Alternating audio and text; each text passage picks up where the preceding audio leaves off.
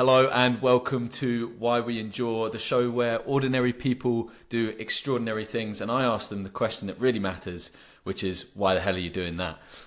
So I'm your host, I'm your host Chester, and I'm joined today by Charlie Smith. Welcome, Charlie. Hello. Thank you, Mate, so yeah, absolutely, it's a genuine pleasure. But maybe just a bit of context for anyone who is listening to this, and a bit of background on Charlie and I.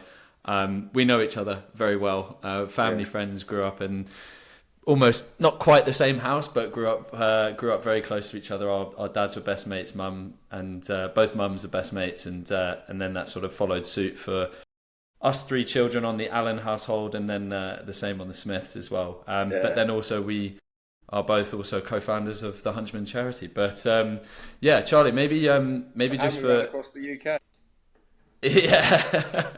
Yeah, tell us about that.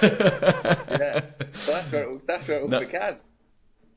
It is indeed. But let's get into a bit more about you. So, if for people that don't know you and who have logged in and are listening to this, like who are you and what is it that you do sort of day to day outside of the crazy challenges?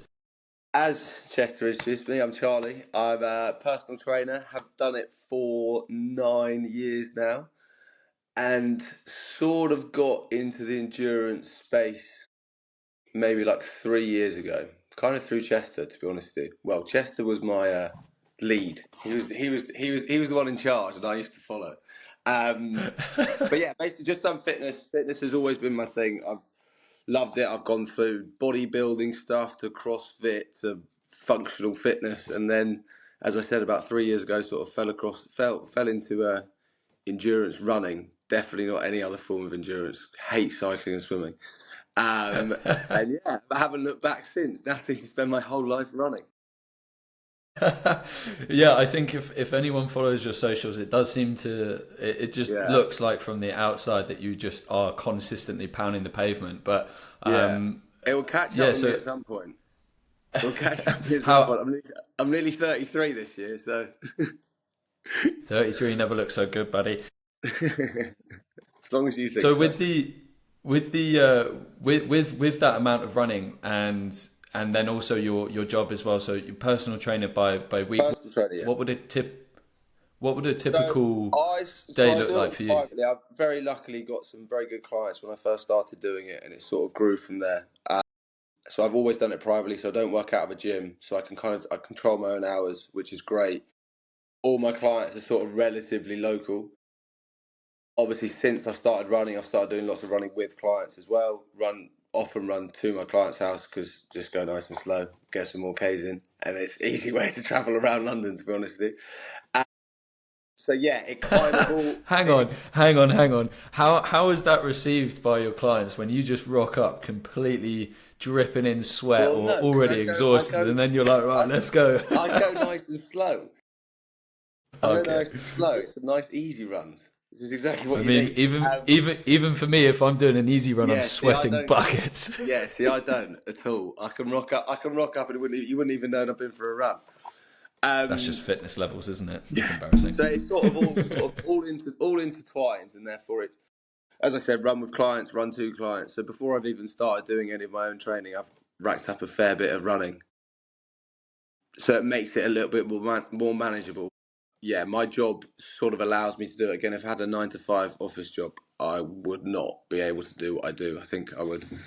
Well, firstly, I couldn't sit at a desk for that long. But secondly, there's just not enough hours. There's not enough hours in the day. So you've created an environment of which sort of breathes your passion, which is getting out there, being active. You mentioned your sort of journey beforehand, like you found endurance over the last 3 years, sort of something like that, 4 years.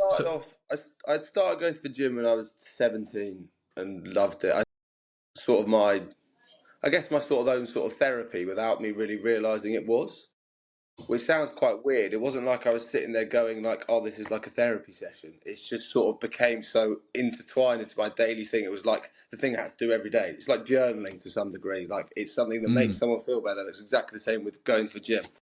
And I've gone through a load of different, as I said, different aspects of it. Started with doing sort of bodybuilding stuff, trying to get absolutely massive to play rugby.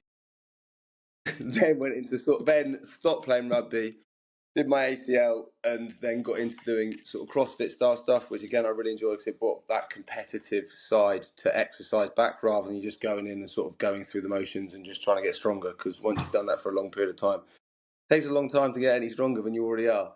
Not that I was ever that strong. And then, I disagree. I think you were very strong and still oh, are actually. thank you. And then 3 years ago, came up with the idea. So I'd never run further than I think it was 11K, and somehow managed to come up with the idea of running where my dad's old house was in Leatherhead in Surrey, to where his ashes are spread in Somerset, which is 250 kilometres, and then cycle back. And the aim was to run the 250 kilometres over 5 days and then cycle back in 2 days. So 50k a day and then 125k cycling.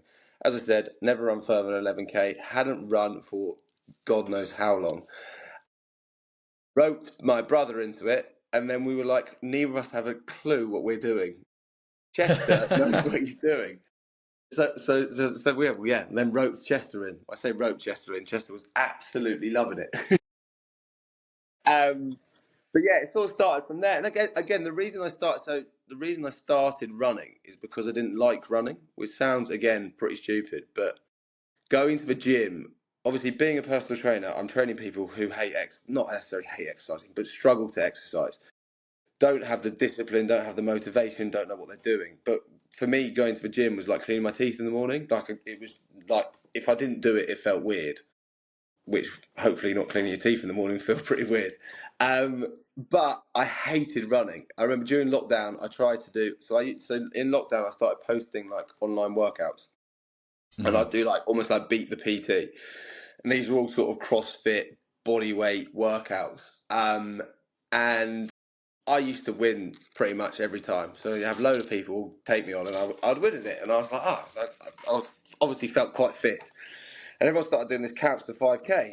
And I was like, right, I'll give a 5k a go. I used to run, I used to play sport, it can't be that hard. I think I just about broke the 30-minute mark. I felt like I was going to die. I'm pretty sure I was sick afterwards, and I vowed never to run again.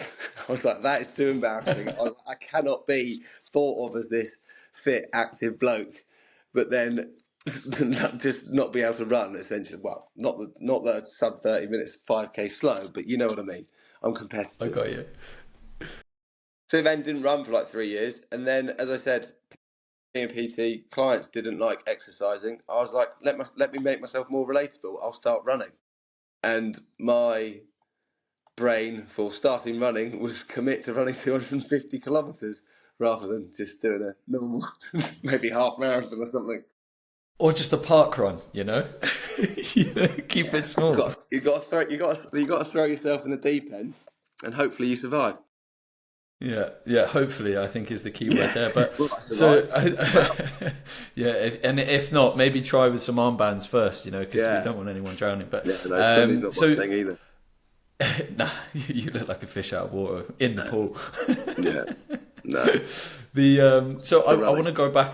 I want to go back a little bit just on what you were saying there. So you said earlier that gym was kind of like your therapy, and then the sort of moment that you started running again was with the idea that you wanted to go from your dad's old house in Fetcham in Surrey to where his ashes are spread in Somerset. So is from the outside in, what was that the aha moment where you're like, okay, that's the moment that I've switched into endure, and that's the sort Yeah, of but I motivation, not or what not was it? even as you'll vouch. I don't think about things too deeply. I don't think about things too much. As I said, I kind of like to Or throw at myself. all? Yeah, I kind of like to throw myself, as I said, throw myself in the deep end, and I'll find out whether I survive whilst I'm trying to survive. I wouldn't say at that point I decided I want to do endurance stuff. I didn't even know that. I didn't even know if I would like it. And I think the thing with endurance running is you almost get like secondary satisfaction from it. It's horrible whilst you're doing it. but then you feel really good afterwards. Whereas most things are great whilst you're doing it. I don't know, going out drinking, doing whatever, are great whilst you do it, and it's terrible afterwards because you're hungover, you're tired, or whatever. So it's that sort of secondary satisfaction that you get from it. Obviously, I hated every single second of it, but then you feel amazing afterwards. And again, if there's a big, I don't know, as I said, it meant something for the run that we were doing. I guess I sort of then enjoyed that process, and that again, it's the training, it's the discipline that you have to have with yourself. It's doing things when you don't want to do them. I enjoy, rather than necessarily going, oh yeah, I really love endurance running. I really love running far. It's just like I want to reach a point where I can't run. I feel like I can't run further, and then make myself run further. Is what I enjoy, rather than I love going for a long run. Which again sounds pretty So weird when you say it out loud. yeah, so most people call that sick in the head. Yeah, Like yeah, yeah. even even though I know exactly what you mean, I still have to push myself to get there. I wouldn't say that I enjoy it. So what do you think is the sort of, because that's intrinsic motivation, right? That's not Yeah. external motivation. You're not doing this for a medal. Like most of the challenges actually that you've done aren't for Mate, any external I, gratification. It's all from the inside. I've So only ever run one official race, and it what was was my, that? and I did a marathon the other week, and if I showed you the medal, you'll laugh. It's like a dog.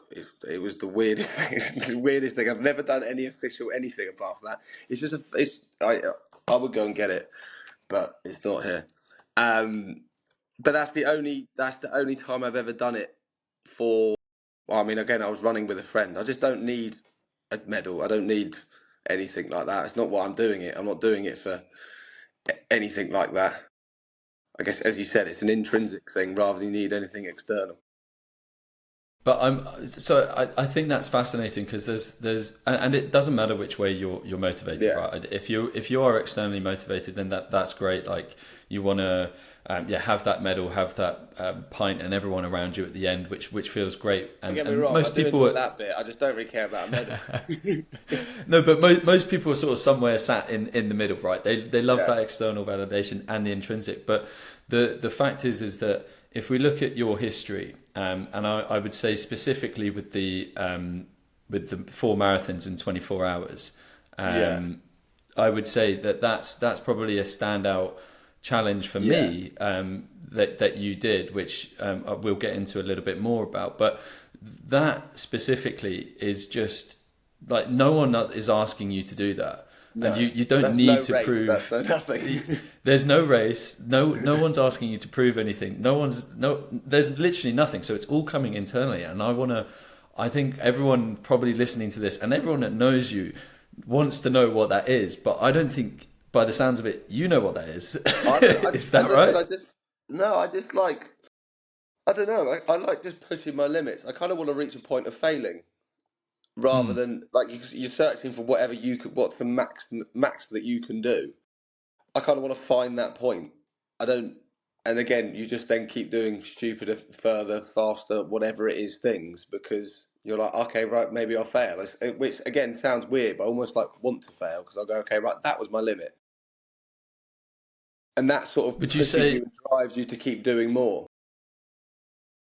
And I love that so much because well, you know me, I'm very similar to that. But would you Yeah, also say that you have an addictive personality? yeah, oh yeah. Would you say that this is? Would you say that this is a? Would you say that this is an addiction that you're on this sort of journey, Yeah, and you're just sort of can't because scratch the again, I itch? always take things. I mean, again, endurance, anything endurance always goes to an extreme. But even when I was doing like CrossFit stuff, I just like to push my limit. Like you're pushing yourself to your absolute max. Like you're dead afterwards. They're just maybe 4 or 5 minute or 20 minute workouts rather than you're out on your own for 4, 5, 6, 7, 8, 9, 10 hours. It's a different type of pushing yourself. But I just enjoy, as I said, sort of pushing my limits, finding out what I can and can't do, probably failing and then going back and doing it again because I'm far too stubborn to actually fail and not be able to go back and complete it. But Ah, there it is. Okay, yeah, so stubbornness. it's actually your stubbornness against yourself and not admitting that you couldn't do it. So Yeah, you have to go back and do it. So you're yeah, almost a perfectionist in a way. yeah. With some things. No, no, no, no. Just sorry. Just with this, Yeah, just with everything it. else. Yeah, everything else not at all. Far too relaxed, as I get told, but apparently not when it comes to exercise. Oh, I love it. I love it. And so with and I did mention it earlier. Like, and one of the challenges I do want to get into because I still believe it's well, it's ridiculous and it puts you into a cohort of people that is probably somewhere within 0.02% of the planet, maybe even less, that have done Yeah, 4 marathons in 24 hours. yeah. Can you It just was tell me a little bit more about that, the dark so periods, how obviously you battled through it?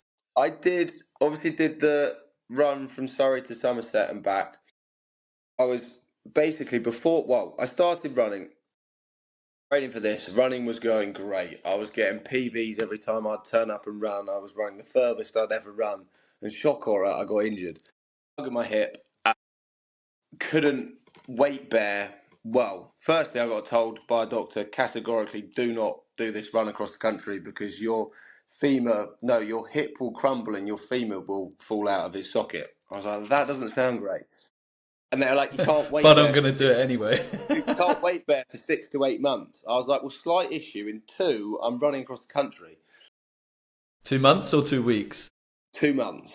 So then Okay. I was on crutches and didn't weight bear for 2 months, and then went for a 5k run the day before we started the run, and then proceeded to run 50k every day for 5 days. But my body was obviously battered, and it was just a mental slog to get through it rather than I felt like fit and able. Well, obviously I was able to do it, but like fit and ready to do it because obviously the training was going so well. I mean, it all just fell off cliff. I mean, I wasn't able to basically walk without crutches. So then came out the back of that, recovered, and I was like, well, we're going to have to do something and actually properly train and actually go into it feeling fresh. And I don't even know how I came up with the idea. I'm pretty sure a mate was like, how many marathons do you reckon? I can't remember, and basically decided to run four in 24 hours. I gave myself 6 months to train and just progressively built up runs every other week to the point where I ran, I think I ran 115 kilometres just on my ones, just plodding around London for like however many hours. So But if you're yeah, listening to this, he did just say 115 kilometers just by himself, casual training run. plodding around London on a training run. Mate, the Right. worst thing about that is You're sick. I was 105 kilometres in. It was pitch black. I was going through a park, and this like little dog ran across, and I've tripped over this dog, and I've fallen over in this park. And what is the point? I was like, I've got to get up and run another 10k. I could barely get up off the floor. I was like, this is shit. I was like, no one knows if I stop. I was like, the only person who knows if I do this or not. No one even knows I've started, let alone if I'm finishing. But then I had to drag myself up off the floor at about 4 o'clock in the morning and carry on plodding for another 10 kilometres. I mean, honestly. But So, yeah, like, just with that on that training run, like, and you mentioned getting up off the floor. Obviously the drives there. We've sort of gone through that. That it's almost the go lucky. I just want to push myself. But yeah, 4 a.m. So that means you've been running through pretty much all of the night. Some people are getting up to go to work unless this is on the yeah. weekend. You're seeing suits sort of flying about. How are you dealing with sleep deprivation at that point, and what's going through your head Well, just to keep you going? I'll do it on a Saturday and then sleep the whole of Sunday. I think you deserve it. Yeah, no, I would again, working for myself allowed me to sort of maneuver my hours a bit, but I would try and start, say, Friday evening, and then run through. Shut the door. and and Friday, and yeah, you start Friday, run through, recover on Sunday. Probably wouldn't make sure I didn't have any early clients Monday morning, and then sort of crack on from there. But yeah, I'm quite good at just sort of getting up and getting on with things. To be honest, yeah, I don't. I would say Again, that. it's stupid as it sounds. I find getting up and moving less tiring than I would find that way less tiring than sitting at a desk, for example. Mm, yeah, so I like having to mentally be engaged and like concentrate. Like it's just a different type of tiredness. It's just physical fatigue, which I can just sort of get on with. Mental fatigue, not for me. Mm. Not for Yeah, me.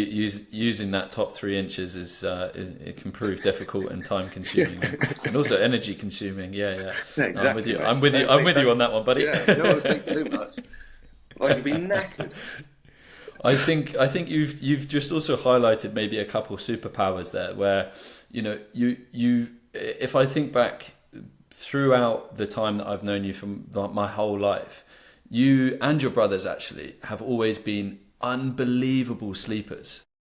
Yeah, So like you can just nap and you can just sleep for ages. Would you say that really helps with recovery? Because sleep's massively, obviously a mate. massive I'm part. I'm a really really good eater, and I'm a really really good sleeper, and those are two things that obviously play a massive role in when it comes to running. People don't necessarily think about it initially, but if you can eat honestly, when you do long runs like that, it's just how much can you eat? And I can sit there and run at a 6 minute kilometre and just eat a couple of sandwiches and just sort of get on with it and don't get a stitch and feel absolutely fine out the other side. Whereas other people wouldn't be able to digest food, probably feel like they're going to shit themselves, and yeah, and would have to stop. And then it's like then you stop and you got to get going again, and then it becomes it's a lot harder. But yeah, no, I've got some pretty good attributes for doing these sort of longer endurance things. 100%. I have to agree, but I'm exactly that nightmare person that's gonna bonk out because they've overeaten or something on the Yeah, go, and it very jealous. But so maybe actually just on that as well, with doing like 115k in one day in a training run, and then clocking the amount of k's that you're doing in a week. Like, what are you eating day to day? But then, what are you also eating on a training run? Because I'm sure people are a like lot. fascinated. I Yeah, eat a lot of just food. volume, is it? Yeah, it's a lot of volume. It's just the thing is like it's why I've always, I guess, been able to stay in good shape or whatever. Is I don't need all these different foods. I'm very happy just rinsing and repeating the same thing. Like when I could eat 10 bags of rice in a day and I wouldn't be like, oh, I'm bored of rice. I can just sort of rinse. I'm eating for fuel rather than I'm eating for the quality of food. I honestly rather a massive bowl of pasta with a bit of butter on it than I would some Michelin star tiny dish. I'm there for quantity, not quality. But yeah, I mean, I'm eating it. I'm eating it a lot. It's a lot. It's a lot of pasta, a lot of rice, a lot of carbs in general. Lots of protein, Yeah, and again, because I've been a personal trainer for so long, I know a lot about diet, and I know what I'm putting in. I'm very aware as to the calories and all the food. Because as I said, I don't eat a huge range of food necessarily. I'm very aware of the calories in different things. And then again, like drinks, that's the big thing I think people miss out on running is people always, well, running long distances is people always are trying to eat, and it's just like getting things in from drinks, whether those are Lucozades, you can get carb mixes, you're just getting much more food in you, honestly. And another great thing to eat, Krispy Kreme donuts. Oh, it's just carbs and they just melt in your mouth. It's no effort to chew. It just goes down, and it's a nice really. treat. It's All a nice right, treat. all right. I like that. Yeah, I like mate. this actually. This is good. So you've found, because I didn't know that about Krispy Kreme. So you found Krispy Kremes, and then what? Do you use those carb heavy drinks that are like 90 I did. calories I per? did. And then actually, when I ran the 4 marathons, I couldn't eat, which also made everything worse. Which I didn't realize was a thing. I overhydrated. So Ah, okay, yeah. I did my salt. I did like a test of everything like 2 weeks before, and it turns out I was having half the amount that I needed to have, even though I managed to do what I did. And then the day I did it, I ran the first marathon, and it was really hot, and I was sweating loads. So when I took my break, I basically just smashed far too many electrolytes and got out for the second one and just started projectiling. And I was just being sick over myself whilst I was running. I was just like throwing up to the side and going on. And then for the rest of it, I basically couldn't really stomach any food. It'd be like take a gel and really hope I don't throw up, and then just sort of plod on. And then I sort of maybe had a donut every, I don't know, 10 or 15k. And I had or I had all my Uncle Ben's rice ready with soy sauce and honey and everything for me to eat in between each because it was all over a 7K lap. So I just repeated a 7K loop for the whole thing. Yeah, to eat, and I just couldn't eat them. Just couldn't stomach any food. I can imagine how much that would have annoyed you as well, Yeah, I as know. much as you Honestly, love your Uncle Ben's honestly, I as was well like, with this honey. is the reason I'm doing this. So I can just eat. It literally gives me a time window where I can just eat what I want I know. because I'm Honestly, doing this. that's also the best thing about doing long distance running is you just fucking eat what you like the day afterwards. So maybe we're actually getting to the motivation here, Charlie, because let's figure it out. You love sleep and you love eating. So what can you do to make sure that you don't become a fat bastard and Yeah, it's running? maybe that's it. Maybe that's it. It's just a vanity thing. Oh mate, I absolutely love that. So for people that are like, and we'll get into the Hunchman in a minute as well. But for those that are running, probably anything over a 10K, I'd say anything under that, you don't need to think about fueling on the run so much beforehand, obviously. But for those that are doing anything over, what do you say has worked best for you outside of like Krispy Kremes and obviously the rice Obviously, packets and whatnot? if you're performing again, the thing with endurance running is you're running far, but you're trying to keep your heart rate down. So the reason people can eat is because their heart rate's lower. If your heart rate's high, you want to be having gels because you can't stomach food. You just won't be able to digest it. It's the thing with all of it is a bit of trial and error. As you said, me and Chester have done many long runs. Again, we've run across the UK together. We work completely differently when it comes to food. So it's not like a one size fits all, have this and therefore this will happen. It is a little bit of trial and error and figuring out what works for you. Because they say what is 40 to 120 grams of carbs you can basically take on per hour. But that is not the more the better, because the more might mean you need to stop a shit, or someone might be able to take on a load more. So you need to sort of have a bit of trial and error with it. Again, if you're doing gels, make sure you try them before because they sometimes go straight through you. Yeah, And or as I they're said, I think rancid and you throw them a up. big thing that people miss is just carbs you can get from drinks like Lucozade. Again, it's just an easy way. Again, carb mixes are not great for when you're running fast or your heart rate's up because they're quite difficult to digest. But Lucozade it goes down like it's just like water and it tastes quite nice. And it's just an easy way to get carbs in. But yeah, I think the main thing is trial and error with it and figuring out what works for you because, as I said, it's not a one size fits all. And some people will be able to eat, some people won't, and it depends what you're trying to do. As I said, if you're running an endurance thing, there's nothing wrong with stopping and walking for a K whilst you eat some food. If you're trying to run a sub 3 hour marathon, pretty bad idea to walk for a kilometre and eat some food. Yeah, I think that would definitely impact the end result. The Yeah. so I mean with the gels and obviously trial and error, like when should you be testing this? Is this on like your long runs or should you do like No, a I short I run always to say to people to don't test them on the long run because you out on a long run. You want to do the distance. There's a reason you're doing the distance. Do them on the easier, shorter runs because if you need to dart off to the toilet, you're not that far away and you can find a toilet. And you'll realise very quickly as to what's going to work for you. I mean, you just gradually increase it. You'll work out a gel that works for you. Go on a 10K run. Right, you don't need a gel, but take a gel at 5K. If you can get through the next 5K without feeling like you're going to shit yourself, that's probably a good gel for you.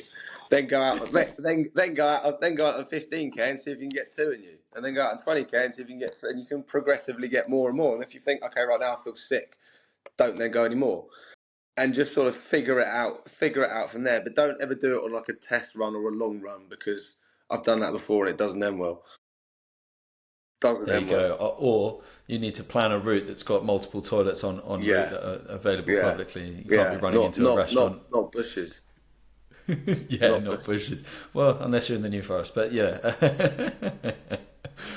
um, sorry, excuse me. So I wanted to. There's a lot of there's a lot of reasons sort of behind the why, behind the motivation as well. Obviously, your day job, your addiction to exercise itself, but you're also a co-founder of the Hunchman Trust, right? And Yeah. I wanted to just cover a little bit on that because I also think that's part of the why currently because you're so involved with so many events that go on and maybe if you could just talk a little bit about the Hunchman and how that So came to be. The Hunchman Trust has been around for just over 2.5 years. It was, yeah, I thought it was 3. October. Huh? I thought it's 3 this year. But it's just over 2.5 because October will be 3. All right. Yeah, God, get back in the bin. When we became an official charity, when we became an All official right, I'll charity, cut that bit out. yeah, when we did our challenge, but when we actually got our charity approved on the charity Okay, commission, it was okay. October. So we became a charity 2.5 years ago. The charity was made by me, my two brothers, Chester, and two friends. It was in memory of my dad, who we lost to suicide 16 years ago. I think so the goal of a charity, so we're a grant giving charity. We support people who are grieving the loss of a loved one, with a particular emphasis on young people, because we lost my dad when I was young, and to suicide because we lost our dad to suicide. I think a really cool thing about the charity is the charity was made from almost like a positive rather than negative. So most charities are made because, again, sadly they've lost someone or someone, whatever it is. We made the charity because we got through what we got through because of the amazing support network of people we had around us, whether that was my mum, my family, friends like the Allens, all this amazing support. My dad's friends helped us get through what we got through and come out the other side and be very easily talk about it and very open and, as I said, able to talk about it. So that network is absolutely pivotal to why we are how we are today, and we realize that that is not the social norm. So we sort of set the charity up to help people so that they can make that a little bit more of a social norm, and that people can get that through different community groups, therapy, all these different things that can allow them and give them the tools to come out the other side of it. And then I guess we're sort of trying to say that, look, we can do it. We set up a charity. We've done this coming out the other side of it. And why can't you? Sort of thing, basically. But no, Yeah. it's good. We're doing well. We're doing, yeah, as I said, 2.5 years. We've raised 380 odd £1,000. But yeah, going well. Going I well. mean, that's a pretty impressive statistic, isn't it? You look at some charities that haven't raised anywhere near that amount Yeah, in sort of I two, think three it's years. 80% of charities fail within the first 2 years. Okay, So sweet. So we just need to keep going a little bit longer, and then we're in the clear. yeah. Well, no, we're over 2 years. Yeah, but there's always a bit of that'll be an average, right? So you want to just make sure Yeah. that you're No, over that. we're cruising. So with the charity, you said that it's not sort of the social norm, and there's a lot around community, and that was sort of the main reason or that's what pulled you boys out of whatever slump you might have been in after losing your dad. Why is it so important to have a community like that, and I how do you think construct you something sort like of that? everyone sort of leans on each other. I think pushing yourself physically, and you push yourself, whether that's doing a 5K, whether that's doing a 10, whatever it is, whether that's going to the gym, you're pushing yourself physically. It makes you a hell of a lot more mentally strong, which again is why I think I'm good at the endurance side of it. It's because I'm very mentally strong. Like, I could have the world's worst run, but I'd remember the good bit rather than any of the shit bit, and therefore I'll go into the next one and feel really good about it. And it could have been horrendous. It could have been the worst run I've ever done, but I'll just remember the good thing rather than the bad thing. And it's because you build up that mental resilience. And I think just doing hard things helps do that. You become a lot more mentally strong, and then you do it with a group of other people who are like-minded because they are in the same similar situations to you or know someone in the same situation to you, and then you create a different bond. Like, I mean, again, go to the pub on the weekend, great to see your mates, great to have a pint, but you bond on a different level when you do something hard together. It's just like a completely different ball game. So when you combine all those things together, that community and that friendship that you build through, it's just massive, massive. And I think that is again, we sort of went into the charity kind of thinking we're going to raise a load of money, grant it to other charities, they'll do the amazing work. What we've actually well, obviously we still do that, but what we've actually realised is the community you build within the charity and how much people lean on that and the spot, that is massive. That is massive, and it's changed. Again, we've got a documentary coming out from the last few events we've done, and it's really, like, people have done interviews and listening to it. is amazing. Like how much it's changed people's lives and how much they lean upon the Hunchman group and the Hunchman community to help them when they need help. It's cool. It's very cool.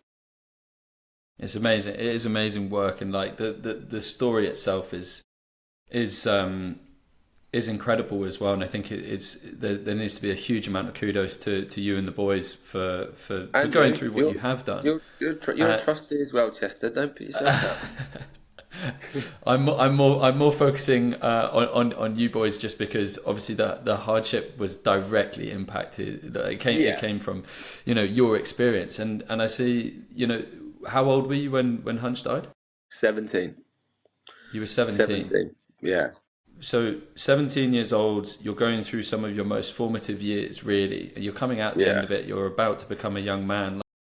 That's probably some of the hardest stuff to do alone, I would say. Yeah. You've been doing the difficult stuff for a long time. Like, how did you initially cope with that, and what were your coping mechanisms?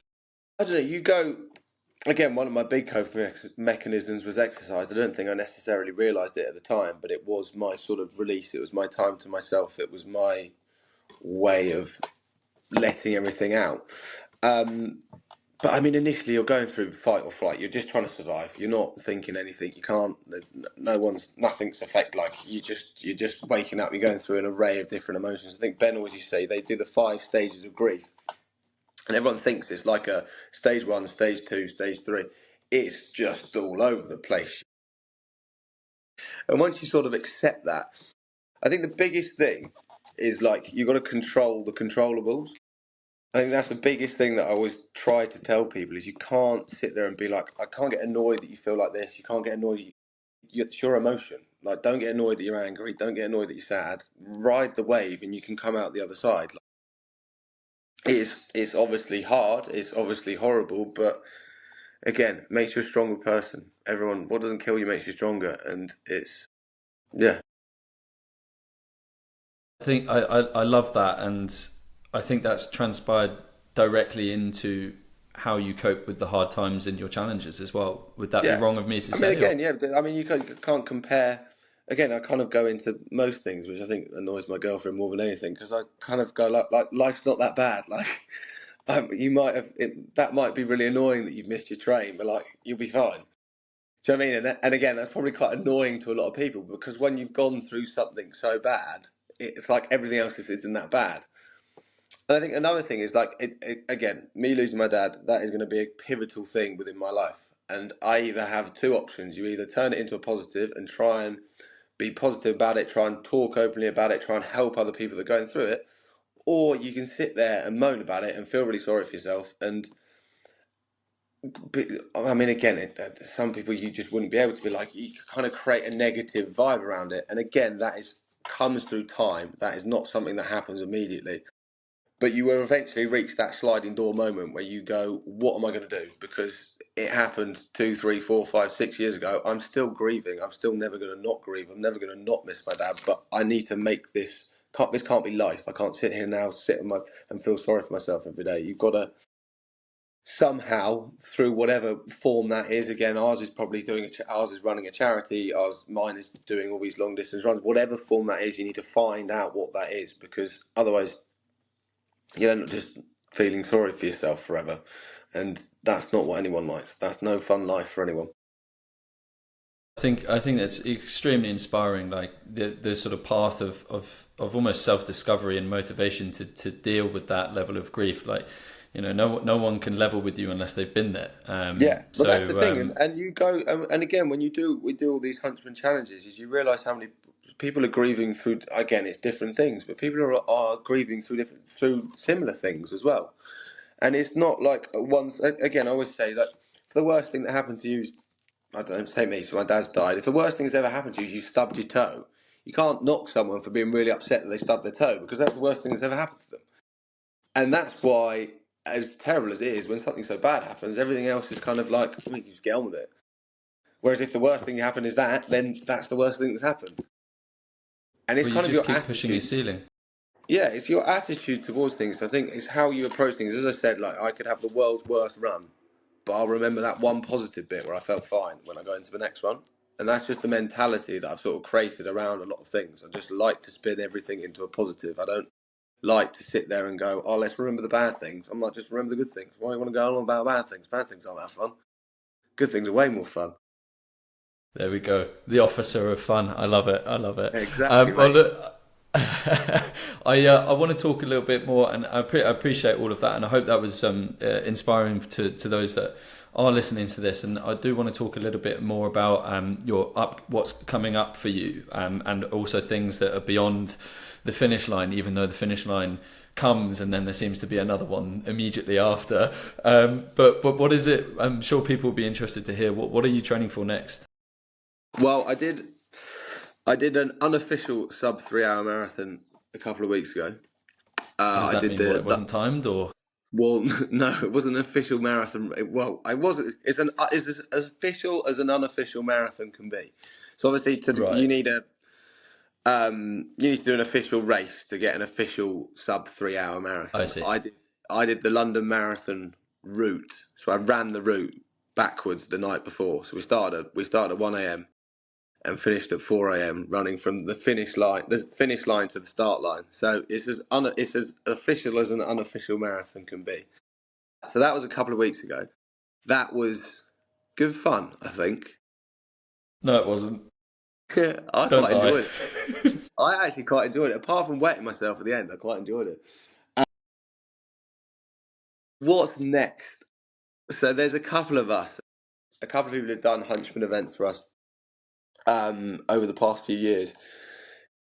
Two of them have quite a similar mindset to me and kind of want to do some different extreme challenges. So one of the guys is running a minimum of 5K every day for a year, and then for the last 4 days wants to run 365K across 4 days. So he's running from Liverpool to London. So I'm joining him for that. So that's in, I don't know, 6 weeks. I probably should start doing some longer training. Thinking about it, yeah, about 6 weeks. Yeah, God, some double marathons. I've got my eyes on a few different things. I haven't quite decided what it is yet. As I said, I quite enjoyed running fast. It's a lot more Hmm. time efficient running fast. The problem with doing all these stupidly long ultra marathons and having to do 115 kilometer training runs is it takes up an awful lot of time. Whereas running fast doesn't take up quite as much time, and you can get it done over. It's over and done a lot quicker, even though it's definitely harder whilst you're doing it. But that secondary satisfaction comes a lot quicker, rather than however many hours later. But the honest answer is I don't know yet. Haven't quite figured that one out. I think it'll be towards the back end of the year that I'll do something. Um, it's just whether it's something fast or something far, or maybe both. Hmm. Watch this space. I think you'll probably end up doing both if I know you. Yeah. But I mean, running from Liverpool to London seems pretty far Let to me just me. turn the light. I just realised the dark. It's got. But yeah, sorry. We've been speaking so long, it's gone dark. Brilliant. There you go. That's better. But yeah, running from Liverpool to London is quite far, I would say. And the Yeah. fact that you've Well, it's only just realised that you've 365. got about It's 6 weeks. 365 kilometres. So that and over how long? Sorry, 4 days. 4 days. So that'll be the furthest you've run over I that won't be period of doing. time. Yeah, I'm not going to do the. I'm not doing the whole. I don't want to take his thunder. I don't want to do that. I won't be doing the whole thing. I'll be doing. Okay, I'll be doing 60% of it, and then I'll doing the other 40%. We'll be having some beers and enjoying myself, good and then man. I'll do the Good man. 60%, and then I'll have more beers and I'll enjoy myself. It's the dream. It's the dream setup, really. Yeah, it sounds like the perfect amount as well. So you do the 60% at the end, and then by the time he's finished, you're absolutely Yeah, leathered and you exactly. can I'll celebrate do properly. 60K run, followed by, I don't know, 10 pints, and then just rinse and repeat for 4 days. And then if you were to do a short challenge, what are you looking at? Like maybe My Roger my Bannister's 4 minute mile, or are you No, thinking no, no, no, no. Longer than that. I kind of thought of the idea of trying to run a sub 6 hour double marathon. So right? not that. So when you say short, you don't mean short Yeah. at all. Well, I meant like not numerous days. Right, right, okay. Yeah. So sorry. Maybe just for some context for everyone that's listening, because when you said short, I was thinking, oh, it's going to go for a quick five No, no, k no, or no, something no, like that. no, And I no. also think that maybe the feedback coming from everyone else is you need to run less because I don't see you enough. Is that where that's coming from? Yeah. No comment. Um, no comment at all. No, I didn't mean short. I meant not multiple days. It can be Right. over and done within 6 hours, Yeah. hopefully. Okay. Cool. So still a very long time to be running. Yeah, yeah. The other one, the So other one that so I was, the other one that I was stewing on is uh, to get the world record from running from the Marble Arch to the Arc de Triomphe. mm, Um, so that would be obviously get a boat across, but that would be 270 kilometers in under 48 hours, which would be pretty good. But again, that'd be it's just quite punchy. yeah, you lose 5 hours to the ferry as well, so you've actually only got 43 hours. Crikey. For a man Yeah, that's done that exact route but on a bicycle and tried to do it in 24 it's not hours, the let me same tell route. you, it's hard. Do you go to Dieppe? You didn't go to Dieppe. You go to Calais, don't you? Yeah, we went to Calais, yeah. Yeah, so you go the quickest way is to go down to so down to Brighton and then over at can't remember where it is near Southampton near where you are. What, And then you Portsmouth?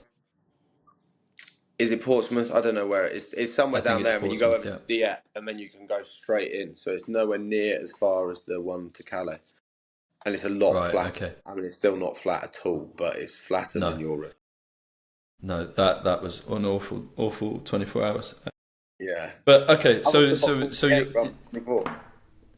hey, I said I've also got 48 rather than 24. yeah, but you're also running. Yeah, yeah, true, true. Yeah, yeah. Well, Valid, I valid, I valid. think yeah, mate. Cycling's a lot easier. Momentum, you just sat down most of the time. It's Yeah, completely yeah, different. fair enough. Yeah, So, no comment.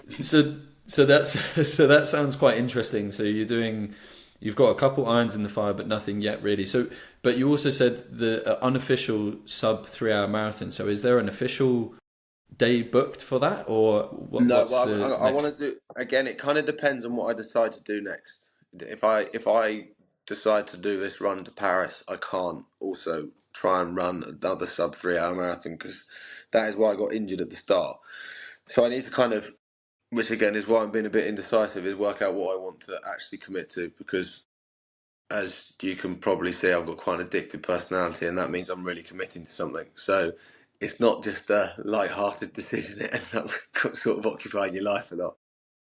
As blasé as it looks on the outside, there's actually a lot of planning that Yeah, goes on involved in yes, Charlie's exactly, life, mate. believe it or not. Exactly. This is the only things I ever think about. All right, good stuff, mate. Well, look, I wanted to wrap up with just a couple closing sort of questions that I think I'll keep as a sort of tradition on the poddy moving forward. And I'd like to get is it Jack that's running from London to Paris? Sorry, from Liverpool to London. Jake, Jake. Liverpool to London, Jake. Yeah, nice, cool. Well, I'll reach out to him because I'd love to get a bit of a scoop on that. I think that'd be amazing. Yeah, mate, And definitely. so we've kind of covered one of them, which is what's next. If what I want to know is if this challenge coming up, let's take Marble Arch to the Arch of Triomphe as the challenge. Hypothetically, let's just say that. So if that challenge happens, what's the sort of song that captures the remnants of that challenge, and so what would it be, and why do you think? The song, the The song anthem. the song I always default to is "Love Story" by Taylor Swift. Basically, funny story. My dad managed to win some tickets to Taylor Swift when we were younger, and me and my brothers went, and we were like right at the front. Justin Bieber was the pre-act, and I mean, none of us even liked Taylor Swift at the time, and then it just sort of became a song, and it sort of become the song of the Hunchman. It's just at the end of every evening, everyone blares out "Love Story" by Taylor Swift, and everyone's like, "That's really, I don't like that song. I'm not getting on board with this." By the end, when you're about however many pints deep, you get on board with it. Everyone, we got a little routine with it. It's hilarious. So whenever I think of a song to run to, that is the one that that's the one that comes to my mind, and that's the one I listen to. Because I also don't really listen. I don't, as like with you, I don't really listen to too much music when I'm running. I don't know. I'm not a music person. This is also a weird statement. I don't really like music. I just don't really. It doesn't really do that much for me. I'm just not really that fussed by it. I don't really. I like a song Ch- because an old song had a meaning behind it, like "Love Story" by Taylor Swift. But I'm not really. I'm never going to listen to anyone's new album. I'm just not that fussed by it. I'll just plod along in I'm my own gonna little world. I'm gonna come in with two things here. So first off, I didn't actually know that about Taylor Swift and you being a Swiftie, but Yeah. the the other thing is I'm gonna have to call bullshit on the music thing because I've seen you dancing at festivals and Well, gigs, yeah, and you've been to more gigs in London than I have. yeah, but I mean, I don't ever organise anything. I get offered tickets to go. And don't get me wrong, I'm having a great time. But I mean, I'm not there. I'm not. Yeah, I'm not going to be the one searching for the tickets or knowing when someone's new album comes out or whatever. Taylor Okay, Swift, so Justin Bieber, and a bit of old school bangers, and that's me done. crikey, the word basic comes to mind, but Yeah. Oh everyone's yeah. different. Basic as it gets, mate. As basic as it gets. I love it. I absolutely love it. Well, Charlie, mate, thank you so much for No, mate. joining Thank you. and speaking on why we endure. Where can people find you? I'll put your socials in a couple of videos that Hunchman done in the More show notes. importantly, But where follow the can people Hunchman find you? Trust on Instagram rather than my socials. But yeah, the Hunchman Trust on Instagram, and mine's Charlie Smith Nice. underscore fitter. But yeah, There we go. Shameless plug. Charlie Smith underscore twat. Cheers, bud. But I'll well, see just you later.